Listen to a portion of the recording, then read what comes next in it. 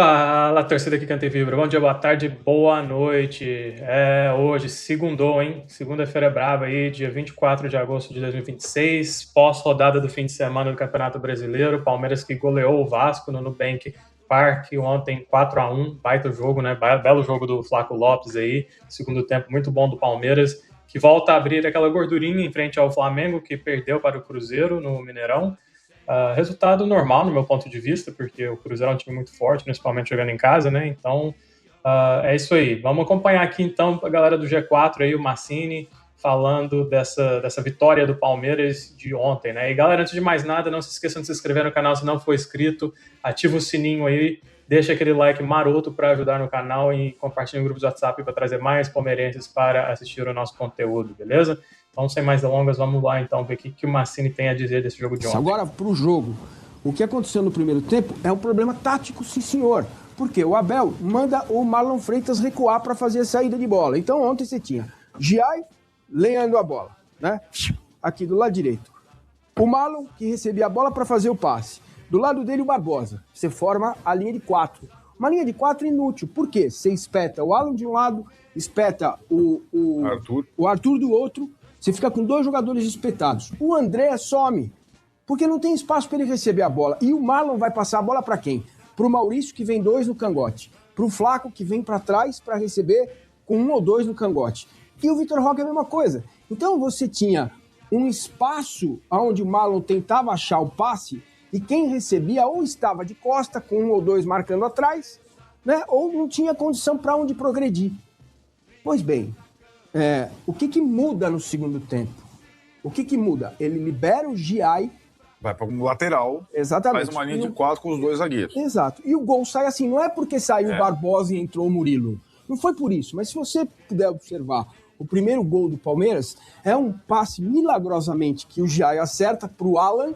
Onde estava o Alan? O Alan estava por dentro, o Giai passando por fora. Olha aí, olha o gol, ó.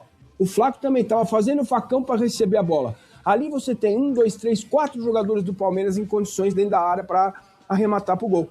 Óbvio, claro, a excelência do gol do Flaco é a qualidade que o Palmeiras tem. Só uma coisa, certo? A origem do lance é um chutão, aí o Palmeiras ganha a segunda bola, isso. Porque o Giai não está lá atrás, o Giai está no ataque. Lateral. Exatamente.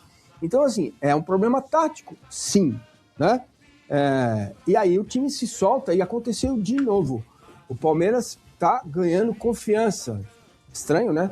Mas tá, porque mesmo sendo líder do campeonato, essa asneira aí de tempo para treinar, isso aí para mim não cola mais. Porque teve, né? Teve 45 dias, teve férias, teve descanso, teve treino, né? E aí o time faz o gol, parece outro time, parece outra equipe. E outra, o Vasco saiu e deu isso aí, deu contra-ataque, saiu o segundo gol. Gostei da atitude dos jogadores, o Tigrinho, o Vitor Roque.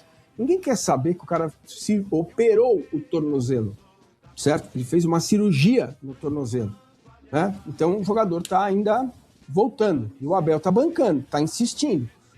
Se esperava que ele pudesse não jogar esse jogo, certo? Então ele poupou do time o Murilo e o Arias. O Murilo por meio tempo e o Arias quase o jogo todo entrou lá com quase mais de 20 minutos do segundo tempo, aí deu para segurar um pouco o John Arias, porque ele colocou o Maurício, certo? Então, a vitória foi justa, foi construída no segundo tempo, no time que mostrou, meteu bola na trave, tomou um gol no final, que a bola desvia no Gustavo Gomes, mas o que se espera do Palmeiras é um padrão no segundo tempo, que ele consiga jogar desta forma que jogou no segundo tempo. Agora, se você fizer esse modelo, colocar, recua o Marlon tem que receber a bola do zagueiro. É ele que tem que receber, ele e o Andrés, receber um passe depois da primeira linha de marcação do Vasco. Se ele volta, cara, você encaixota os 2 alas, né? O Alan e o Arthur, e quem tá lá na frente, Maurício, Flaco e Vitor Roque para receber, tem que receber de costas. Cara, teve um lance no segundo tempo que o Vitor Roque recebeu no meio de 3. Não era 3, porque o adversário se defende com 10. Entendeu? Tá todo mundo atrás da linha da bola. Então não adianta você colocar 4 caras com 10 marcadores à frente, mais o goleiro 11, né? Então fica mais complicado. E o Palmeiras poderia ter tomado o gol no primeiro tempo. Carlos Miguel fez uma excelente partida. Pegou bolas no chão, inclusive com o pé, com a mão, né? para aqueles que se sentem traídos depois de largar o time do povo. Então, é uma coisa que é bom também para o goleiro ganhar confiança. Porque o goleiro agora, gente, goleiro de time grande, precisa de uma coisa só: regularidade. Se o goleiro de time grande não tem regularidade, não adianta ele fazer a partida que ele fez ontem, e daí pelo próximo jogo a bola vem, ele engole um frango, toma um frango.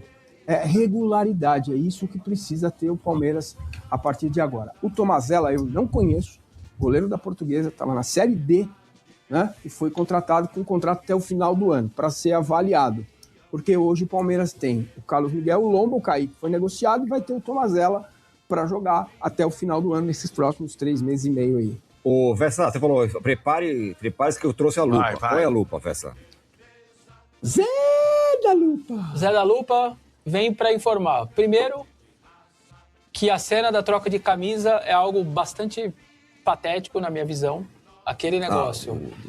Prejô. Penteado. Faltou Tia. Do Vasco ali, tudo ali dentro do campo, poderia fazer muito bem dentro do vestiário. Eu acho muito ruim isso daí tudo. Vários clubes fazem isso no vestiário. Ela fez questão de fazer na parte de cima para todo mundo ver. Acho até que atrapalhou uma linda homenagem que o Gustavo Gomes recebeu da Mancha, com a placa, com o mosaico, uma homenagem maravilhosa. Foi para mim completamente desnecessário isso, deixando claro, pingando território, assim, fincando território. Nós vamos fazer, isso está acontecendo, vocês queiram ou não, e foi lá e se colocou de uma maneira exposta no estádio, dentro do Nubank Park. Eu achei completamente desnecessário, não precisava nada disso, e ela foi lá e bancou e falou: eu tô aqui, meu enteado tá aqui, nós vamos fazer, e eles vão fazer tudo isso que o Vasco. O cara já deu entrevista, que fazia tempo, parece que ele não falava, nós vamos comprar, nós vamos transformar o Vasco, e colocaram na mesa e falou: é assim que é, e vocês que se virem, e vocês que aceitem. Então, queria registrar isso. A outra coisa é atrás do gol, que a torcida do Palmeiras normaliza, aquele monte de ferro atrapalhando a visão das pessoas. Cara, esse tipo de coisa no Corinthians, mas por isso que o Corinthians é um time do povo mesmo, cara. Isso não ia acontecer nunca, um estádio desse com um monte de ferro na minha frente assistindo o jogo. Ia ter uma gritaria, ia ter uma confusão, não ia passar isso pro segundo jogo.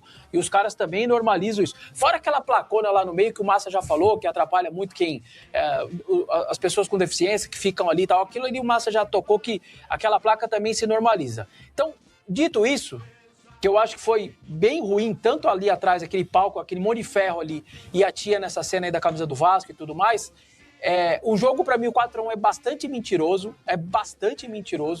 O primeiro tempo do Vasco, se você assistir esse primeiro tempo e não sabe quem tá na tabela, dor de cotovelo, hein, Garçom? Caramba, esse time de branco e preto aí, hein? Contra-ataque bonito, bem organizado, fechadinho, saindo todo mundo bem. A defesa do Palmeiras correndo para trás o tempo inteiro, coisa que a gente nunca viu o Palmeiras correr para trás. O Vasco perde umas 3, 4 chances. O Carlos Miguel foi muito bem mesmo, muito bem, sobretudo no primeiro tempo. A torcida do Palmeiras enlouquecida na rede social no intervalo. O time é desorganizado, o time não faz nada. O Vasco deitando e rolando, perdendo um monte de chances cara a cara. E aí simplesmente são 10 minutos que você toma 3 gols, muda tudo, vira um 4-1. Vira um 4-1, que aí você perde completamente o argumento. Quem tá me escutando agora vai falar: esse cara é maluco, foi 4-1 o jogo. Mas quem viu o jogo, viu um primeiro tempo de um Vasco maravilhoso, bem organizado, era Adson puxando contra-ataque, o DVD lá na frente, e os caras do Palmeiras correndo para trás, o time tomando contra-ataque. Se o Vasco, que é o time um dos que mais criam chance, faz os gols que ele perdeu, pô, era outro jogo, era outra situação no intervalo, aí tanto a ponto do Abel vir na coletiva e falar: gente, ajuda mais o time, vocês apupando, reclamando, pilhando o time, não vai adiantar nada. Por quê? Porque o time estava transformando a arquibancada naquilo, de tão mal que estava o time.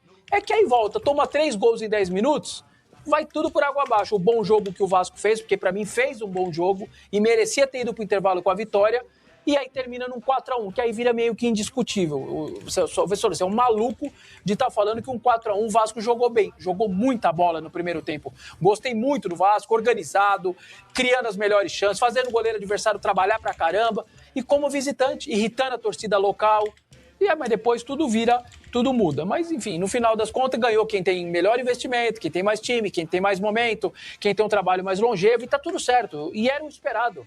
E quem tinha mais energia, né? Isso, e aí também... O Abel falou sobre falou isso pra na ser coletiva, justo, ele né? falou. Ele Que nunca coisa, fala. né? Ele falou, Ele sempre fala, que meu você nunca assiste. Meu time tem um jogo, não é justo meu time ter um dia a mais, e pra ser justo, o Abel dessa vez falou e colocou. Porque eu acho que é uma coisa que acomete os dois clubes, também tem o Santos nessa, né?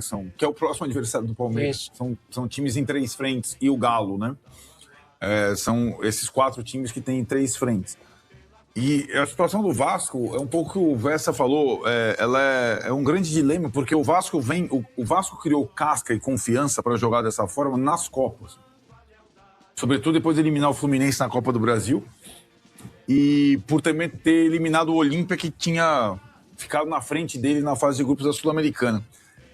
Só que lidar com essa situação para mim, até mais complexo que lidar com a situação de manter a liderança lá com 2 Copas aqui.